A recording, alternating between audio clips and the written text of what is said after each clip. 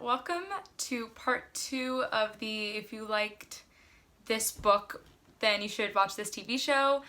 Okay, so let's start off with a bang.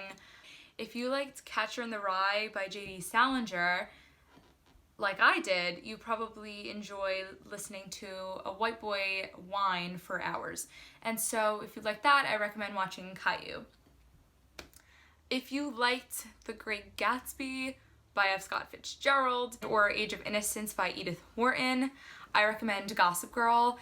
It deals with similar ideas of wealth and privilege and trying to be someone else and dealing with societies you want to enter and all that fun stuff. Gossip Girl deals with a lot of those themes that are present in both The Great Gatsby and basically any Edith Wharton novel, but especially The Age of Innocence. They even have a episode where they put on The Age of Innocence, and it's very on the nose because half the characters are just based on people from Age of Innocence. Like Dan, one of the main characters in Gossip Girl, is basically a Gatsby wannabe, and he's obsessed with a girl from a higher social class and he wants to be, but he lives in Brooklyn, so how is that gonna happen? They're from different eggs, you know?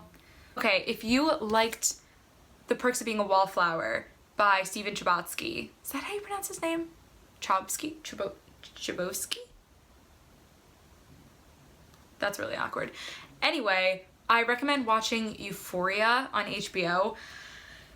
Both this book and Euphoria are both very dark in main theme. It has lighthearted moments, it has romance and friendships and sexy times and very compelling characters that all are dealing with their own things. But if you really liked, so if you like that stuff already, watch Euphoria.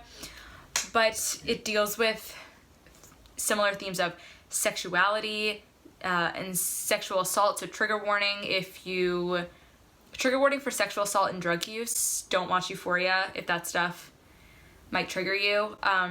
But they're present in both Perks of Being a Wallflower and Euphoria, and they both deal with these themes beautifully and sensitively and intelligently. Like, it's just a great, accurate portrayal that I don't think romanticizes it. I don't think they shy away from showing the really messed up parts of dealing with these issues. And there's also themes of healing and recovery and relapse in both of these stories. So in Perks of Being a Wallflower, more about mental health than about substance abuse, but it really shows recovery is not linear, and you can have bad days and you can have bad times and you can relapse, but that doesn't mean you're still not making progress. And in Euphoria, it's more about substance abuse and how she deals with relapses and her progress, and so both of these stories dive into that, and I think they do a great job at that. So if you liked Perks of Being a Wallflower, I really, really recommend watching Euphoria on HBO with my girl Zendaya.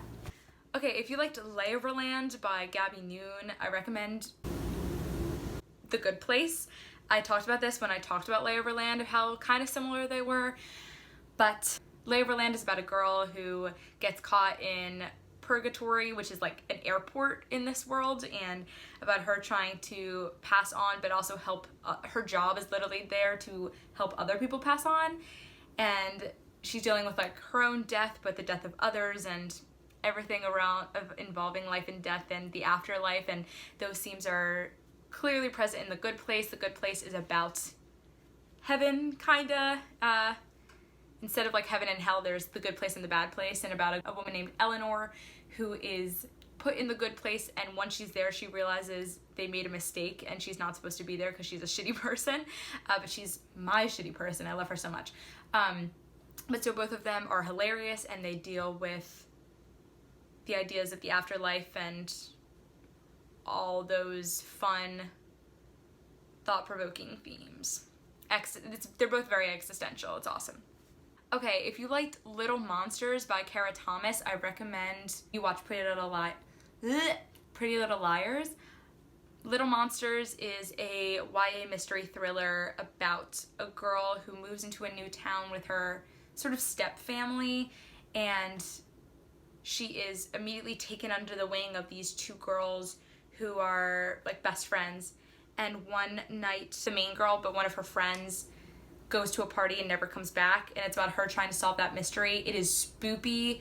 There are so many twists and turns, and so I recommend Pretty Little Liars because they both deal with like high school and friend groups and something happening to this one girl and sort of going backwards and trying to figure out what led up to this thing happening, and they're both very compelling and binge-worthy and spooky. So if you like Call Me By Your Name and you love inappropriate age gaps in relationships, also watch Pretty Little Liars because it's there.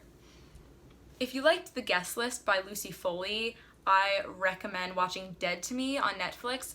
The Guest List is it's a thriller mystery about a wedding party. The wedding is like a destination wedding on this remote island off the coast of Ireland, and about each of the characters have like these crazy secrets that need to be revealed and dealt with, and part of the wedding party dies, but you don't even find out that till the end. It's like, which one? It's wild. But anyway, it's crazy, and I recommend if you liked this concept or you're just a fan of like compelling mystery in general, I recommend watching Dead to Me.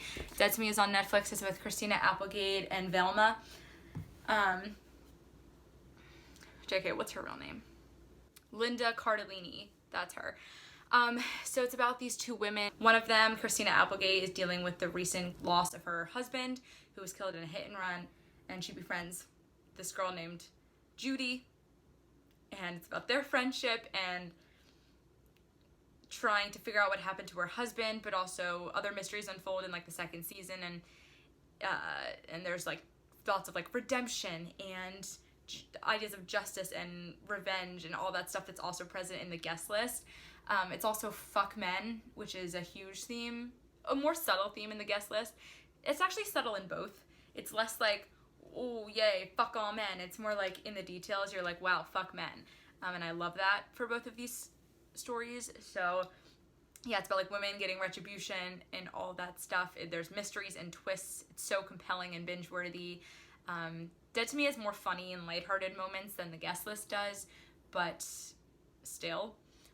I also recommend Dead to Me if you liked Hello Girls, just because it's sort of like two female friends against the world kind of mentality, and I love that. Okay, lastly, if you liked Renegades by Marissa Meyer, I recommend watching the Vampire Diaries / the original series. Renegades is about a society in which there is this organization of superheroes that are basically the government, kind of like they're trying to keep everyone safe, and their job is to prevent crime and all that stuff. And there's a girl who blames, the main character Nova blames them for not saving her parents when her parents were murdered, and so she's part of this like anarchist group of other superheroes, not superheroes, but other, what the fuck is the word I'm looking for, other people with powers. They're called, I forget what they're called in the book. Oh my god, they're called something. But she infiltrates the Renegades to try to bring them down. Her power is that she doesn't sleep. Love that. I do that because I have anxiety, but she does it because, well, also because she has anxiety, but it's more a power, but it's also trauma. But anyway, she infiltrates the Renegades to try to bring them down, and it's very good versus evil type of idea, and it's more clear, I think, in Renegades, because it's literally like villains versus superheroes. But if you like that idea, I do recommend the Vampire Diaries, which is about vampires and people whining. But anyway, it deals with very morally gray main characters and villains who are also your favorite characters and everything like that. But it does deal with themes of good versus bad guys and how those lines like blur and bend based on the situation, based on who you like, kinda. And there's also magical powers, so I really recommend that series if you like the concept of Renegades.